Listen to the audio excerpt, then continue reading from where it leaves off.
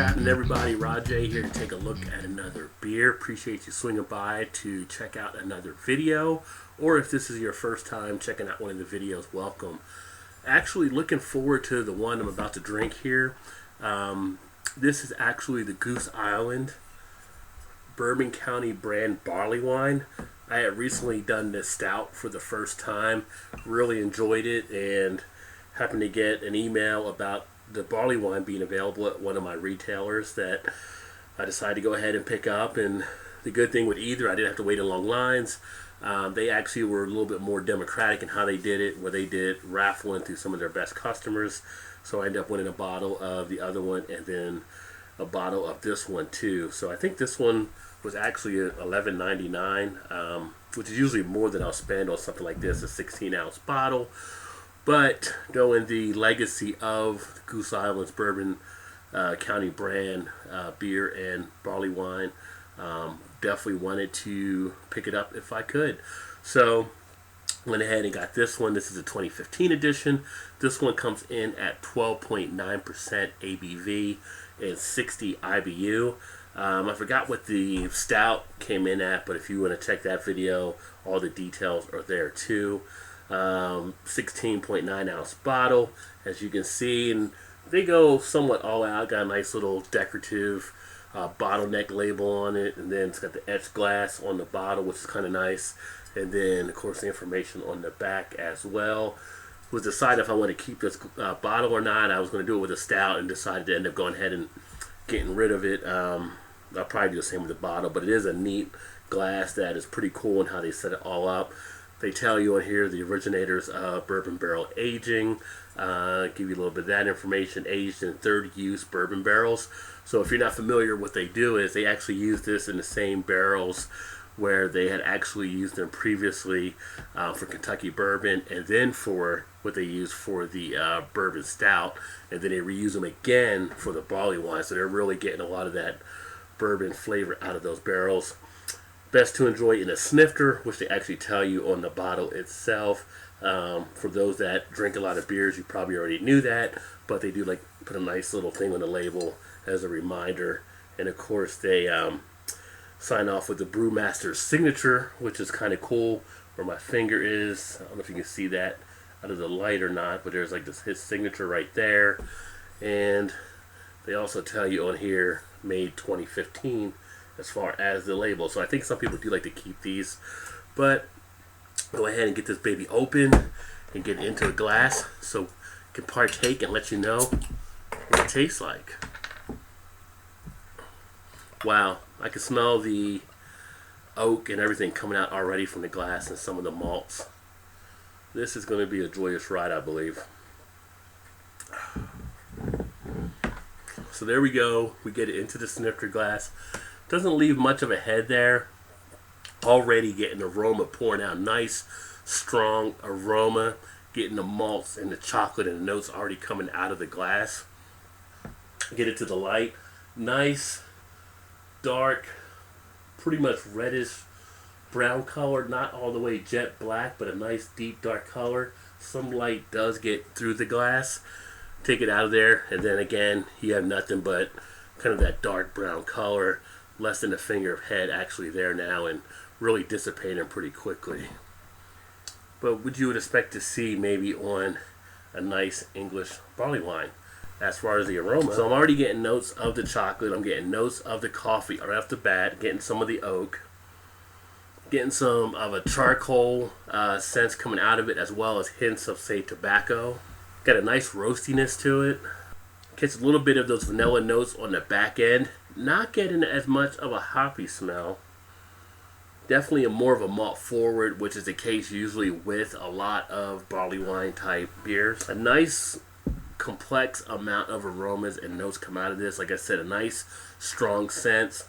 Put it down in front of you, you could already pick up the smell coming out. You don't have to sniff at all to get those flavors out of the glass, really. So really nice job with the aroma. How about the taste? Wow, that's smooth. That is very smooth. Now on the taste, you do get that bitterness. That does hit your tongue. So on the initial flavor, you get a good moderate to strong amount of bitterness. But as far as the body, it levels out. It's a nice full-bodied beer on the tongue. Great mouthfeel. I'm getting all the chocolate coming out, kind of getting some espresso type coffee notes. Getting some of those tastes of a roasted, I guess I could say a roastiness. Really get it all going through the mouth. You get a nice, I would say maybe chewy type texture. Very syrupy type texture. As far as the aftertaste, you get a little bit of taste of that alcohol. You can feel a little bit down the throat, but nothing really too horrible about it at all. The finish, it's a nice finish. It is a little more wet, but it is good. Now, as you take a few more of the gulps, like I think I've taken 3 or 4 now, I am starting to feel that alcohol warm up a little bit. That's in this one, so I'm getting to get a little bit of the heat there. But wow, my mouth is just popping with flavor right now. Yeah, this is a mouthful of fun right now. I'm really digging a lot of the different flavors taking place. It's almost getting to a point now where it's almost, the flavors are so overwhelming, it becomes like a numbness in the mouth. Just action popping from everywhere. That is one of the better mouthfeels I think I've had on any beer or barley wine in a long time. That is really, really active. Not getting laced on the glass, but we didn't have much of the head, but we got a lot of the alcohol taking place in there. As far as the sweetness, a little bit of a candy type sweetness in there. You expect that. I mean, this beer is so good. I mean, I'm not smiling now, but the way it fills my mouth, like it makes you want to smile. That's how much activity is taking place. I mean, it is really that freaking good. People can say what they want to say about Goose Island, you know, with them really not being in that craft market anymore, but they still put out some good beers, and this one in the Bourbon County Brand Stout, 2 of the best. Skip them if you want. That's more for me to drink, but if you're trying to stay away from them because you're saying they're one of the big boys now, you're missing out on something very, very good. That's all I can tell you. This is something you want to take your time with too. I know I just emptied the bottle out into my snifter for the rest, but I don't want to rush through this at all because it's just that delectable.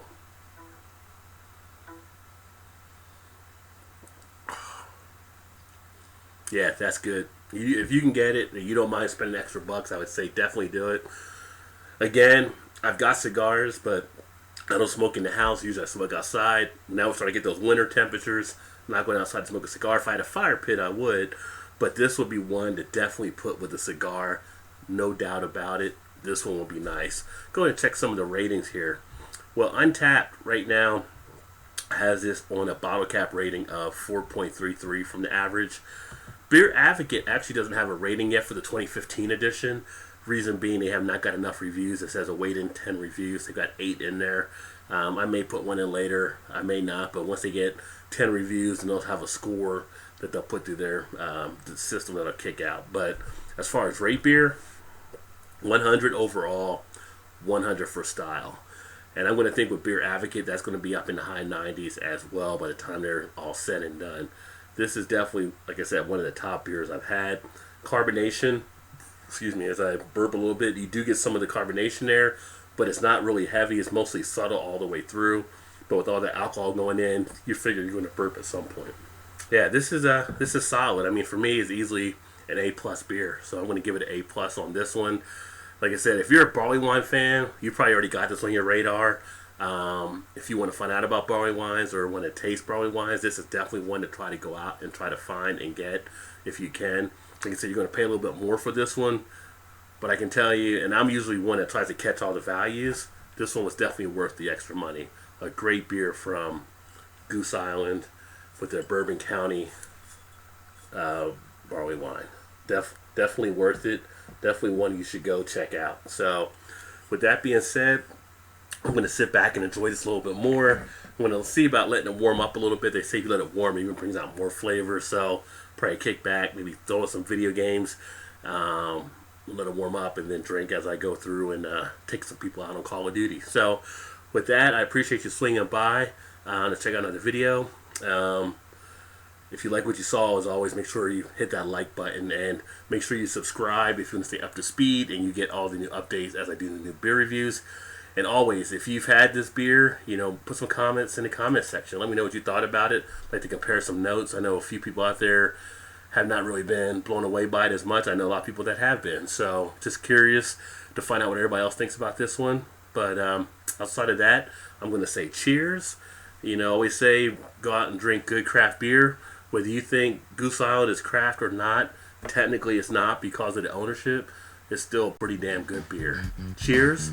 Look forward to seeing you next time.